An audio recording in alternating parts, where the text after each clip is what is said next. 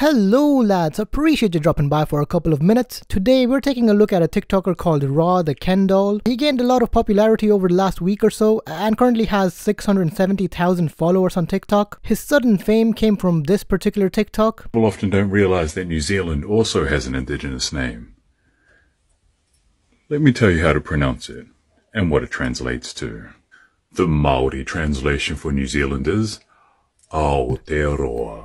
All the women were simping over him on TikTok, and even the men got involved in simping over him. Am I into men too? Alright, it just has to be said. The hair, the accent, the deep voice.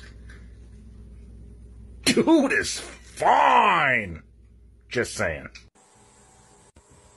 Now, I'd like to preface that I am indeed straight.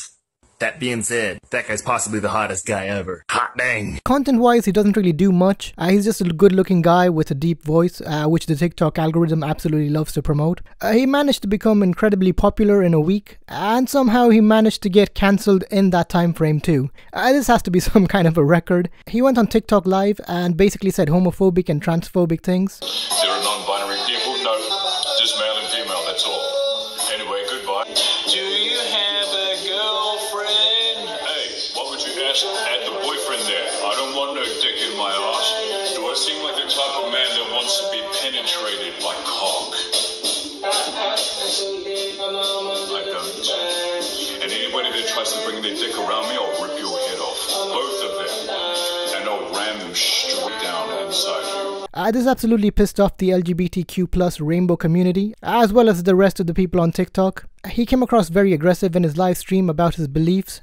This caused a lot of backlash, leading to him losing thousands of followers. He even doubled down in the comment section when people called him out. This caused further damage to his image. He refers to himself as a god in the comments. In a live stream, he told one of his viewers to kill themselves. I'm Pineapple and Rathekendoll told me to kill myself. Pineapple, I haven't said this for quite a while because, I don't know, I guess it's just been inundated with questions and stuff, but seeing as you're not very good at reading people,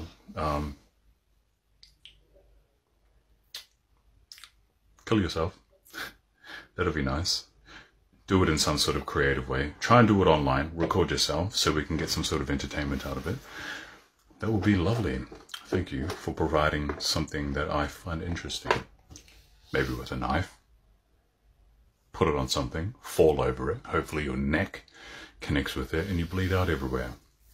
He even went into details on how she should do it, which is deeply disturbing and weird. However, this guy still doesn't stop here. In another live stream, he mentions how he set up a GoFundMe account and people are giving him money. He flexes that he gets money just cause he's good looking and that he already is rich. Not only is he an edgelord, he's also a scammer. But that still doesn't change the fact that I created all these riches based on my looks, and yet you still have nothing in comparison to me. That's what the whole...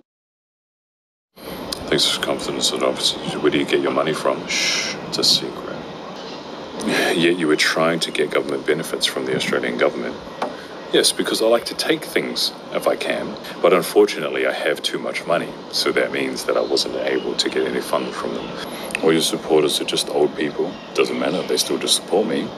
You're only upset at the fact that people will support me and send me money, etc., for me doing nothing and me being myself. And yet you actually have to work to get something. I would call the people donating morons, but he did write a pretty good description on his GoFundMe, basically using COVID and the lockdown as the reason to why he needs money. This is relatable to people, as so many in the world are genuinely going through a hard time financially this year. So he used COVID as a way to emotionally manipulate people into donating to him. In another live stream, he also says really creepy things to a child who's probably like 10 years old. Yeah, you love being on your knees. Land on your feet. A man lands on his feet. Girls get on their knees. Oh, in the air. Why would you say that to a kid? Because I can say whatever I want to a kid, that's why.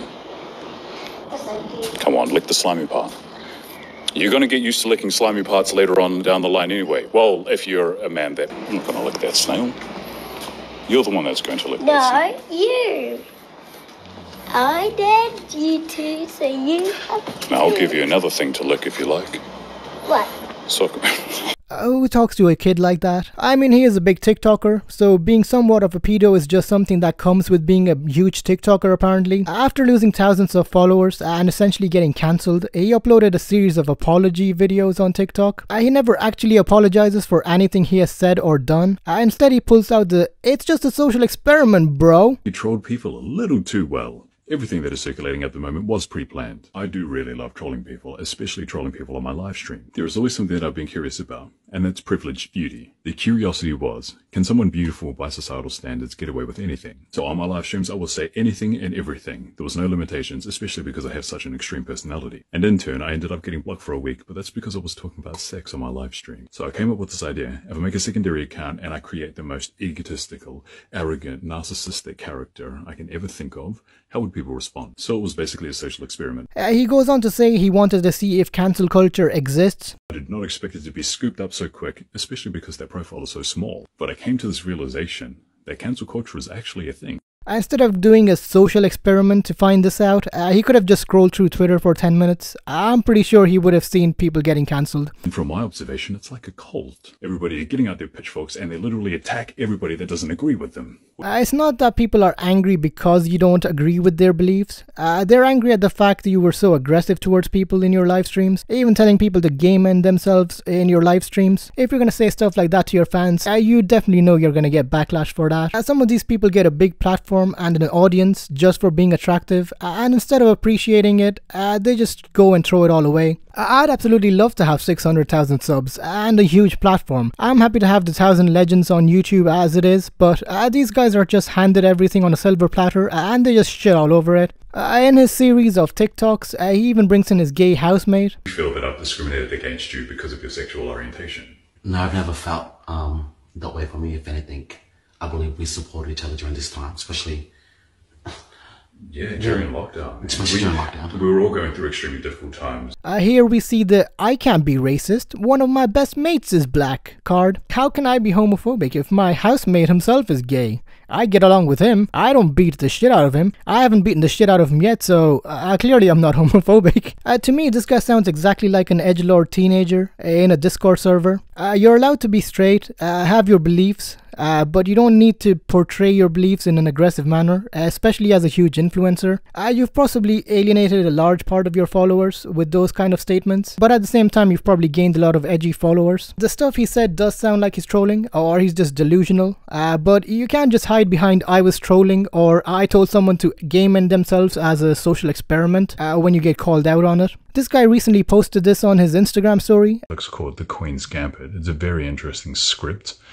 If you don't particularly like chess or don't understand chess, it's still a great storyline to track. However, if you do enjoy chess, it is a fantastic show to watch. I do highly recommend. I think chess is one of the best designed games that has ever existed. You can definitely manipulate your opponents to be able to move the way that you want them to. And his arrogance just pisses me right off. He really thinks of himself as some chess master manipulating people to do certain things or behave in a certain manner. Being manipulative is not a quality to be proud of. Anyway, that'll do it for this video. Today's word of the day comes from Rogue and it's agony. Agony! Agony! If you found this video interesting, hit that like button and smash that subscribe button. Our goal is to hit 1,200 subs by the end of December, so hopefully we can get that. It's been your boy KG, and I'll see you on the next one.